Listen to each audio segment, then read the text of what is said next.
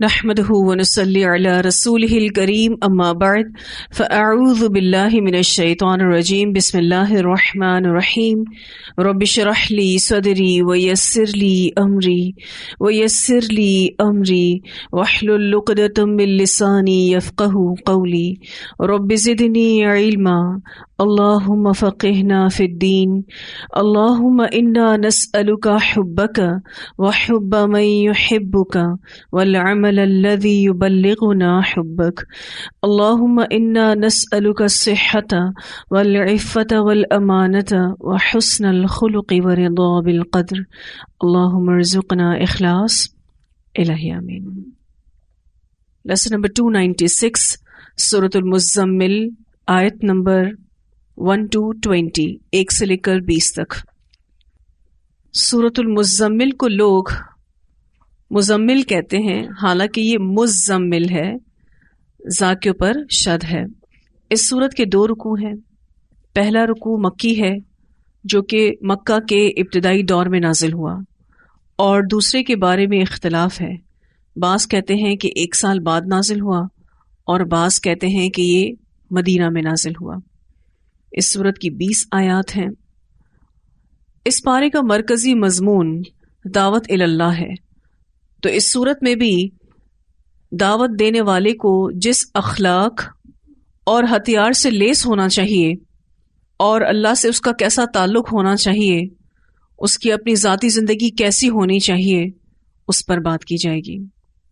اس کی ذاتی زندگی میں علم اور عبادات اور تقوی اور جو اصلاح ہونی چاہیے اس کی یاد دہانی اس صورت میں کی گئی ہے۔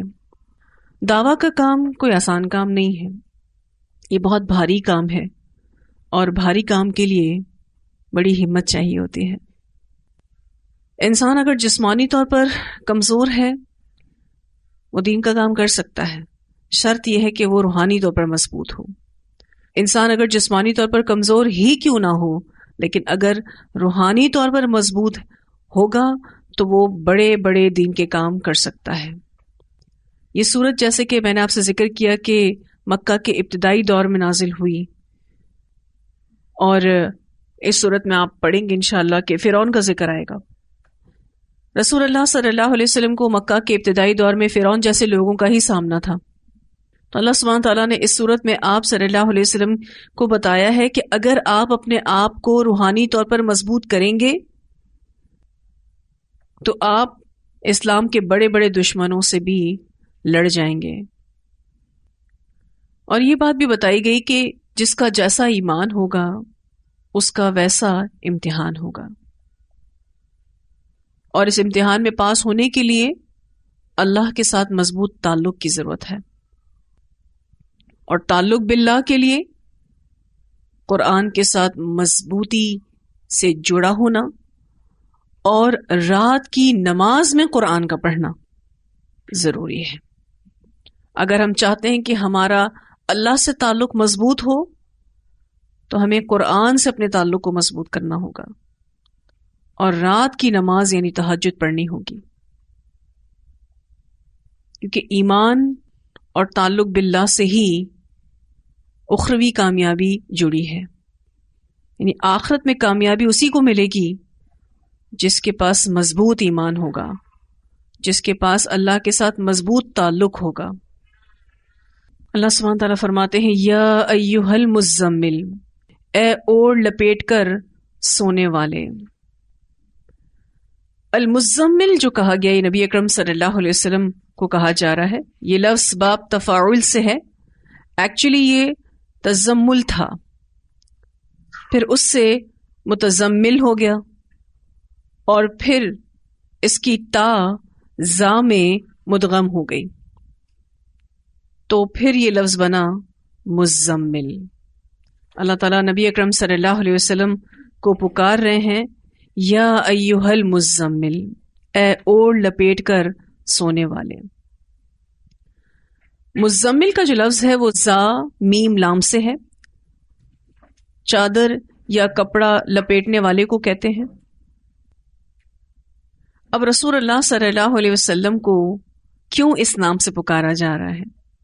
اس بارے میں ایک روایت ملتی ہے، سیدہ عائشہ رضی اللہ تعالیٰ عنہ سے روایت ہے کہ پہلی وحی اقرأ بسم ربک الذی خلق خلق الانسان من علق اقرأ وربک الاکرم کے نزول کے موقع پر جب فرشتے نے آپ صلی اللہ علیہ وسلم کو 3 مرتبہ زور سے دبایا تو آپ صلی اللہ علیہ وسلم گھر میں خدیجہ رضی اللہ تعالیٰ عنہا کے پاس آئے اور فرمایا زمیلونی زمیلونی، مجھے چادر اڑا دو، مجھے چادر اڑا دو۔ اس سے بخاری نے روایت کیا ہے۔ تو جو رسول اللہ صلی اللہ علیہ وسلم کی حالت تھی، اس حالت سے ہی اللہ تعالیٰ نبی اکرم صلی اللہ علیہ وسلم کو مخاطب کر رہے ہیں۔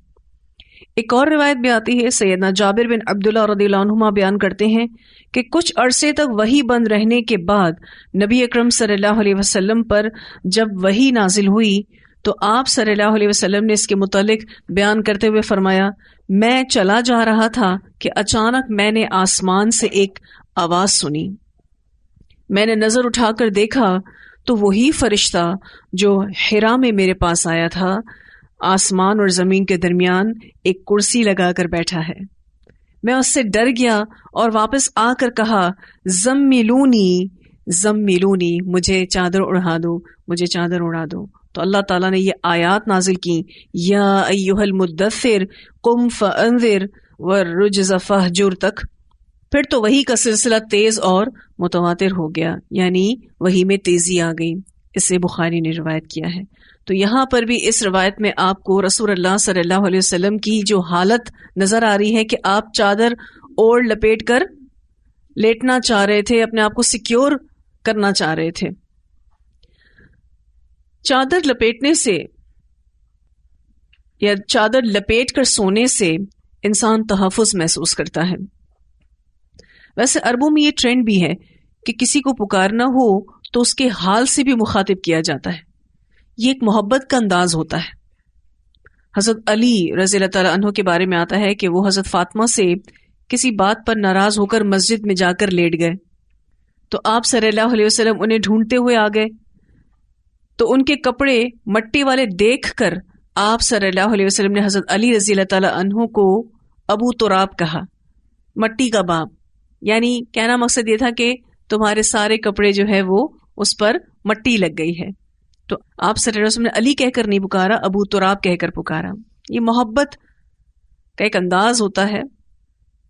پھر اسی طرح سے آپ صلی اللہ علیہ وسلم نے ایک صحابی جن کو بلیوں کو پالنے کا بہت زیادہ شوق تھا اور وہ اپنے کپڑے بھی کچھ اس نوعیت سے سلواتے تھے کہ اپنی ایک آستین کو تھوڑا سا ڈھیلا سلاتے تھے تاکہ اس میں بلی کے بچوں کو لے کر گھوم سکیں، تو رسول اللہ صلی اللہ علیہ وسلم نے ان کا نام ابو ہریرہ رکھ دیا، یعنی بلیوں کا باپ۔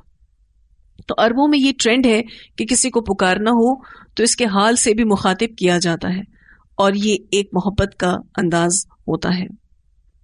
یہاں اللہ تعالیٰ نبی اکرم صلی اللہ علیہ وسلم کو ان کی حالت کے ساتھ پکارتے ہیں، یا ایھا المزمل، اے اوڑھ لپیٹ کر سونے والے، قم، قیام کرو، اللیلہ، رات کو، الا قلیلا، مگر کم، یعنی پوری رات نہیں، کم۔ اللہ سبحانہ تعالیٰ نے جو انداز اختیار کیا ہے قم کہہ کر، مراد آپ ایکٹیو ہو جائیں، آپ کے آرام کرنے کے دن گئے، آپ کے فکر کرنے کے دن آ گئے، لیٹنے کے دن گئے، اور آپ کی اس فکر مندی کا علاج قیام میں ہے۔ قم اللیل الا قلیلا، قیام کرو رات کو مگر کم۔ تو قم سے مراد یہاں پر نماز کا قیام ہے، قیام اللیل۔ قرآن پاک میں نماز کے لیے بعض دفعہ سجدے کا لفظ بھی آیا ہے، بعض دفعہ رکوع کا لفظ بھی آیا ہے، تو جز بول کر کل مراد ہوتی ہے۔ اللہ سبحانہ تعالیٰ فرماتے ہیں قم اللیل الا قلیلا، لیل سے مراد پوری رات ہے، لیکن الا سے اللہ سبحانہ تعالیٰ نے استثناء کر دیا، یعنی پوری رات نہیں بلکہ تھوڑا قیام کیجیے۔ اور کتنا قیام کرنا ہے اس کا ذکر آگے آ رہا ہے، نصفہ، آدھا اس کا۔ کس کا آدھا؟ رات کا آدھا۔ یہ تو سٹینڈرڈ ہے، یعنی آپ کو آدھی رات اللہ کی عبادت کرنی ہے. نصف اللیل، نصفہو سے یہ مراد ہے. او انقص، یا کم کر لو، منہ اس سے، یعنی رات سے، قلیلاً تھوڑا سا. نصف رات سے تھوڑا سا کم کر سکتے ہو، یعنی تم ثلث حصہ بھی عبادت کر سکتے ہو. آدھی کا کم کر دیں تو پھر ثلث ہو جاتا ہے نا. تو 1/3 مراد ہے. او انقص منہ قلیلا او زد علیہ، یا زیادہ بڑھا دو اس پر، یعنی آدھی سے تھوڑا سا زیادہ کر لو تو پھر 2/3. اللہ سبحانہ تعالیٰ یہاں نبی اکرم صلی اللہ علیہ وسلم سے فرما رہے ہیں کہ ان عظیم ذمہ داریوں کو نبھانے کے لیے آپ کو رات کی عبادت کرنی ہوگی.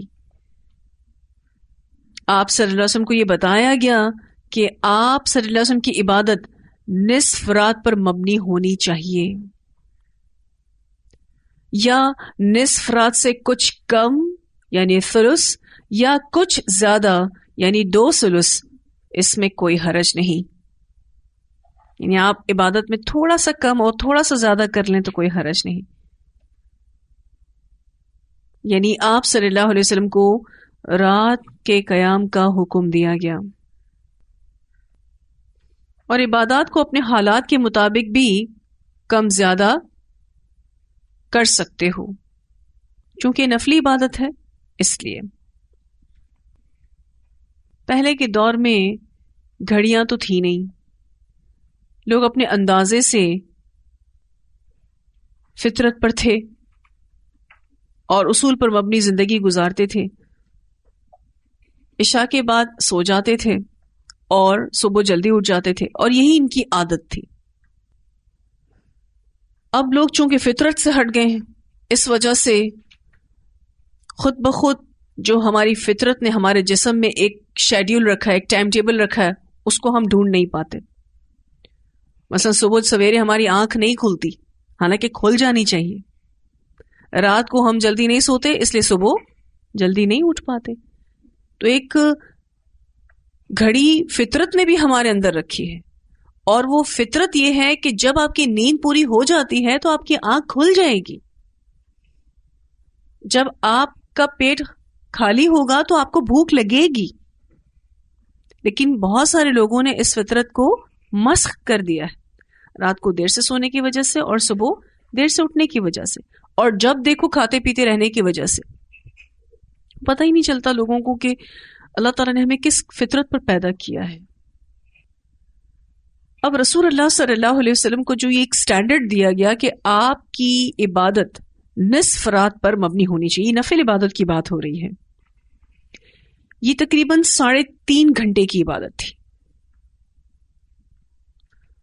ہمیں حیرت ہوتی ہے اس بات پر کہ رسول اللہ صلی اللہ علیہ وسلم 3.5 گھنٹے 4 گھنٹے کے قریب رات میں عبادت کیسے کر لیا کرتے تھے.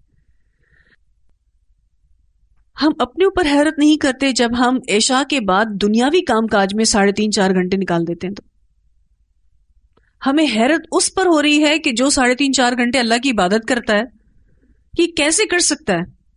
تو 3-4 گھنٹے جب دنیاوی کاموں میں ضائع کرتے ہیں، کسی ایک دعوت میں چلے جائیں کتنے گھنٹے لگتے ہیں؟ 3-4 گھنٹے آرام سے آپ کے ضائع ہو جاتے ہیں. تب تو ہم حیرت نہیں کرتے، ہم کہتے ہیں یہ کیسے ممکن ہے. تو دنیا کے لیے جاگنا ہمیں آسان لگتا ہے اور حیرت زدہ نہیں کرتا، اور اللہ کے لیے جاگنا ہمیں حیرت زدہ کرتا ہے اور ہمیں مشکل لگتا ہے. کہتے ہیں یہ کیسے ممکن ہے.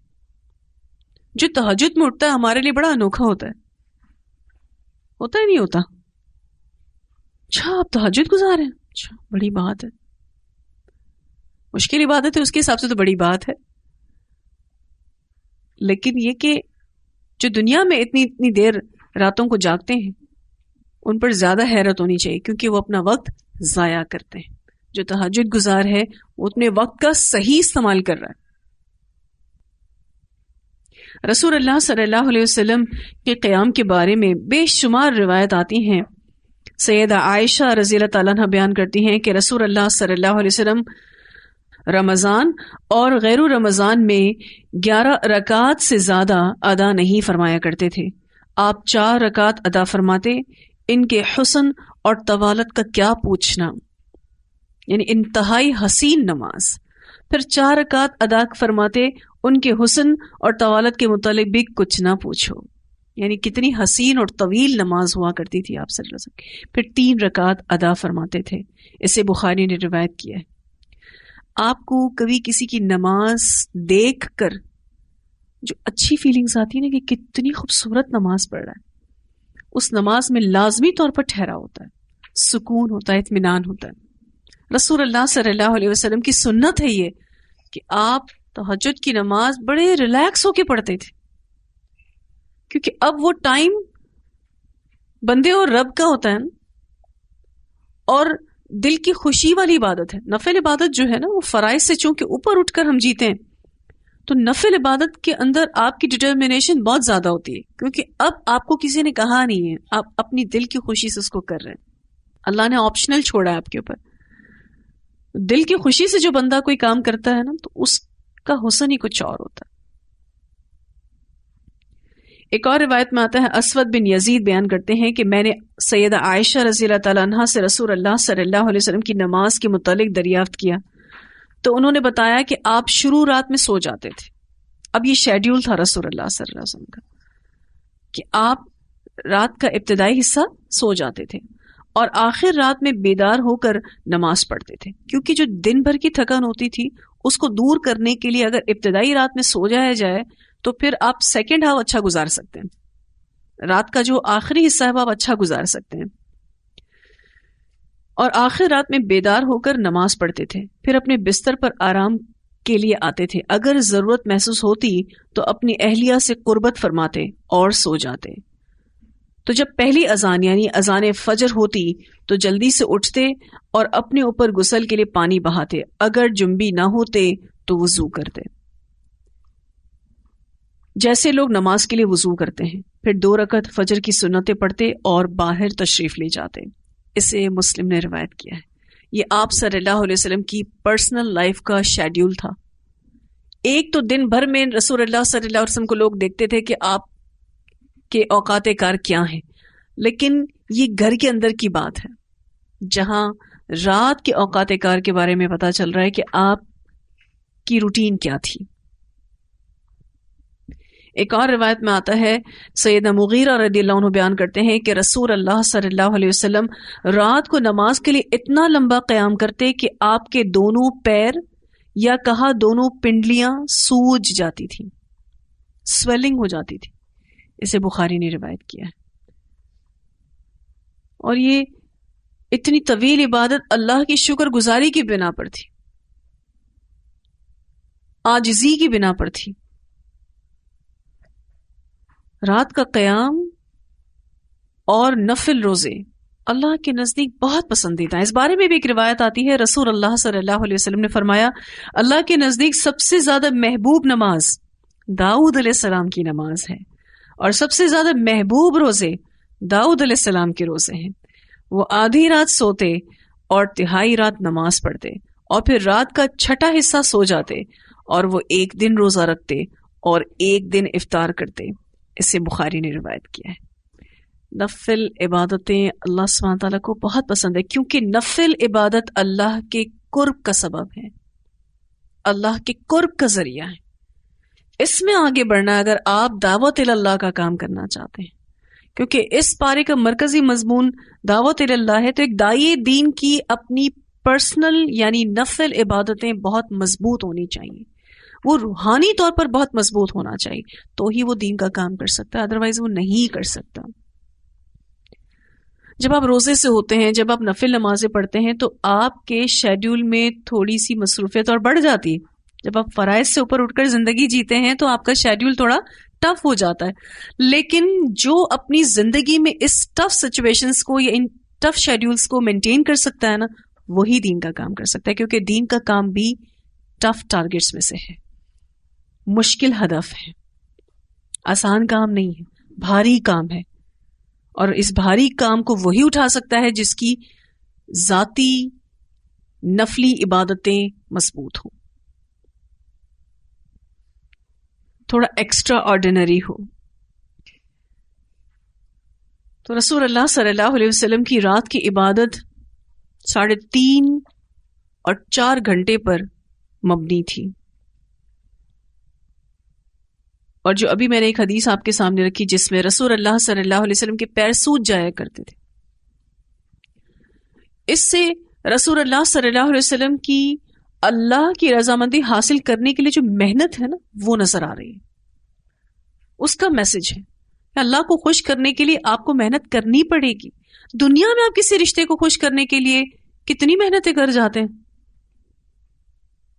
تو پھر وہ تو اللہ رب العزت ہے، خالق کائنات ہے. اس کو خوش کرنے کے لیے آپ کو کچھ قدم اور آگے بڑھانے ہوں گے. اسی لیے اللہ سبحانہ تعالیٰ نے نبی اکرم صلی اللہ علیہ وسلم سے بھی کہا، یا ایھا المزمل قم اللیل الا قلیلا نصفہ او انقص منہ قلیلا او زد علیہ. آپ کو رات کا قیام کرنا ہے، آدھی رات، چاہیں تو آدھی رات میں سے کچھ کم کر لیں، چاہیں تو بڑھا لیں.